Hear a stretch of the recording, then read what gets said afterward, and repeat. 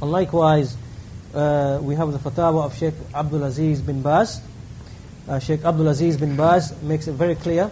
Now again, what the Sururiya do is to pick and choose from the words of the ulama, those which support their point of view, which could be general, but they leave alone those statements of the ulama which clarify those very same statements that they're using.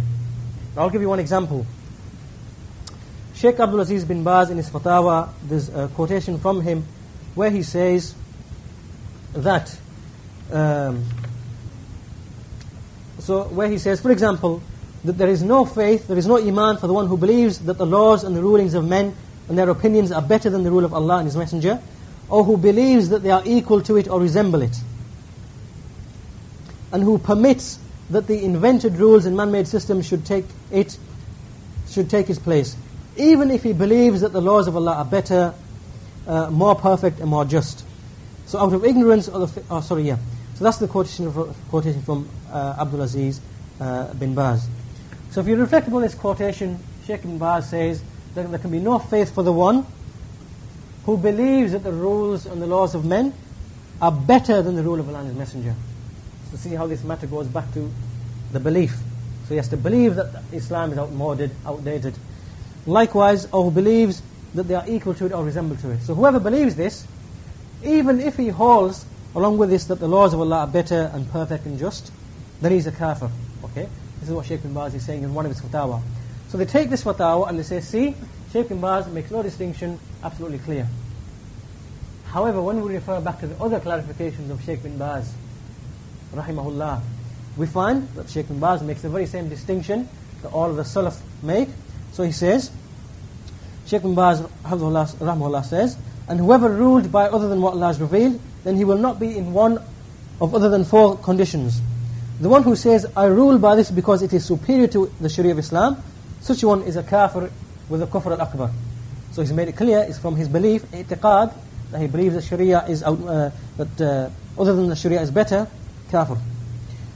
Secondly, the one who says, I rule by because it is like the Sharia of Islam. So ruling by it is permissible, and ruling by the Sharia is also permissible. Such one is a kafir, because it's istihlal, he's made it permissible to rule by what Allah has revealed, as a matter of belief, of i'tiqad, so he's kafir. Thirdly, now refer this back to the statement we just mentioned. The one who says, I rule by this, and ruling by the Sharia of Islam is superior, but ruling by other than what Allah has revealed is permissible, is jaiz. Such a one is a kafir in the sense of major disbelief. So see how this third category is explained. Explains his statement that we just quoted. The one who says, I rule by this, and ruling by the Sharia of Islam is superior, but ruling by other than what Allah has revealed is jaiz. Such one is a kafir in the sense of major kufr.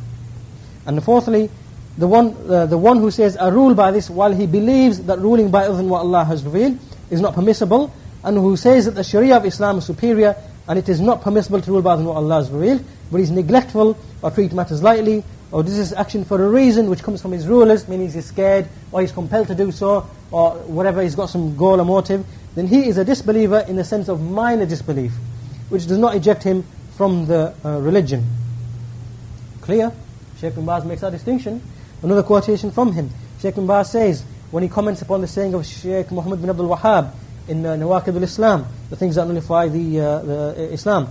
So when Shaykh al-Islam Muhammad bin Abdul Wahhab says, whoever believes that other than the guidance of the Prophet ﷺ is more perfect than his guidance. So note here how the condition of belief of i'tiqad that some other is better.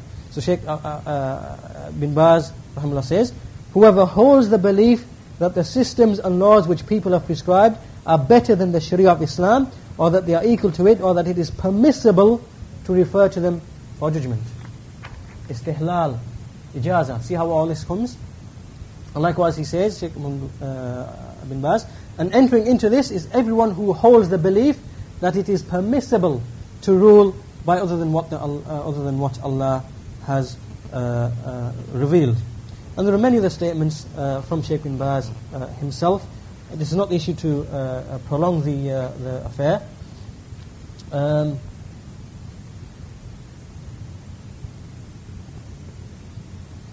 Okay, there are many other issues, but because time is going on now, I will just finish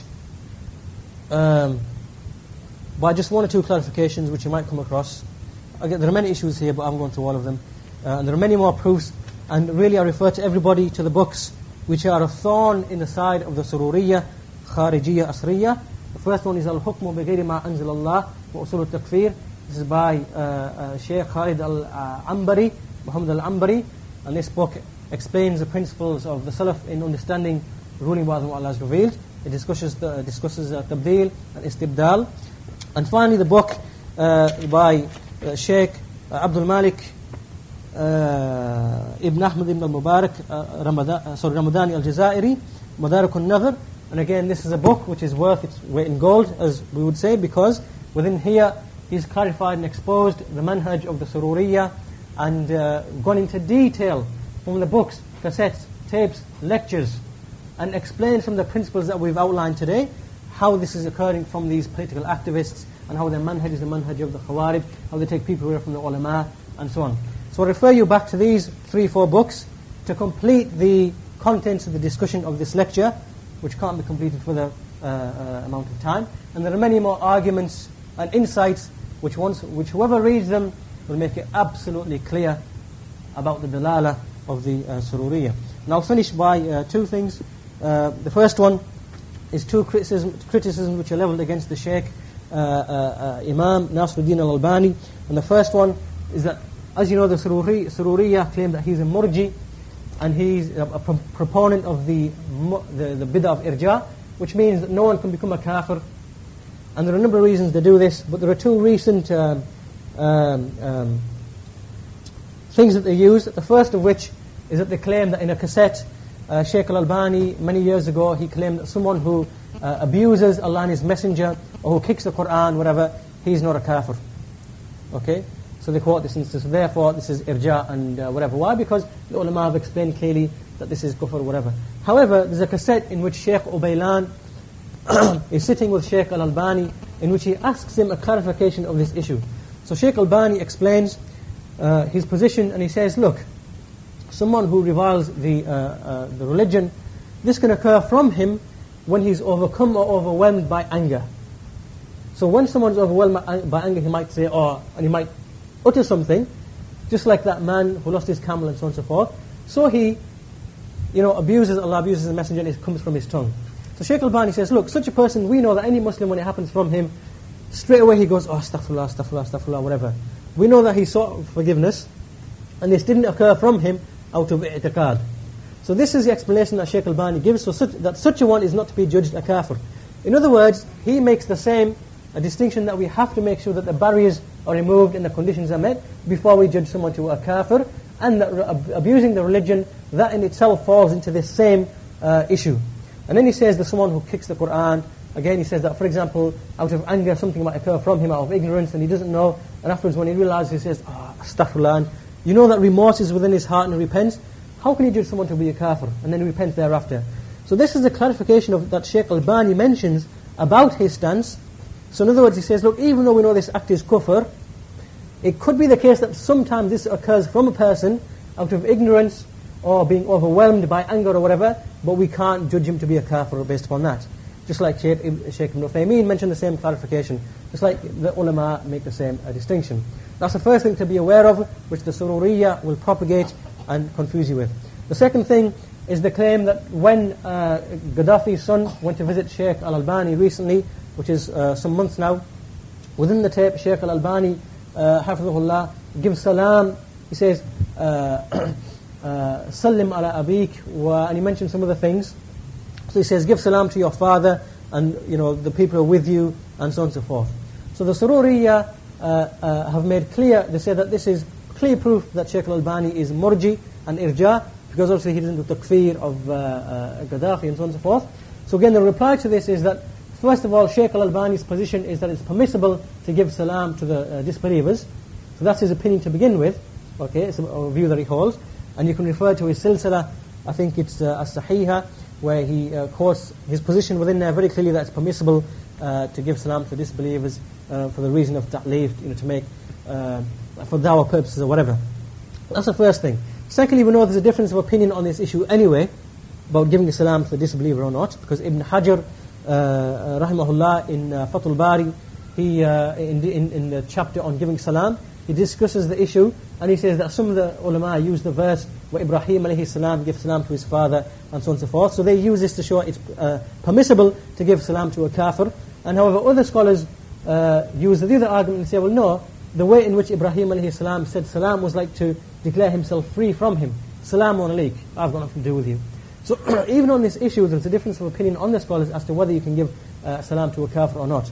So whichever way we take it, that's the view of Shaykh Al-Albani, hafidhahullah. So you can't judge based upon his view, his position, that as if he's knowingly given salam against the kafir, because that's not from his position anyway. Okay.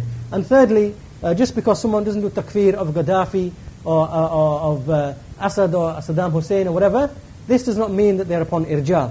Why? Because it's from the principles of Ahlul Sunnah, like Shaykh Muhammad bin Abdul Wahhab. He explains that we do not do takfir of anyone except with the ijma' of the ummah,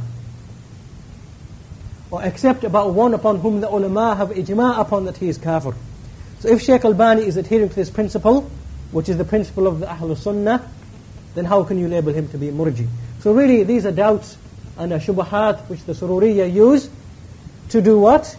Take the people away from the head of the body, the muhaddithin, the ta'ifatul mansura, ahlul hadith, ashabul hadith, the likes of Shaykh Nasiruddin al-Albani, the likes of Shaykh Rabi, Shaykh Muqbil, who are well known as muhaddithin. This is the shubahat that they use. This is the claims that they use. And there will be many, many more that they will come. However, either you will know the reply to them in detail, or you won't know them in detail, but the fact remains that the principle that we've been through today about takfir, and the principles thereof, i'tiqad, or just in action alone, and kufr, dhulm, fisk, I'm sure that everyone, inshaAllah, has got an understanding of that, and that we adhere to that, and that this is what we remain steadfast upon.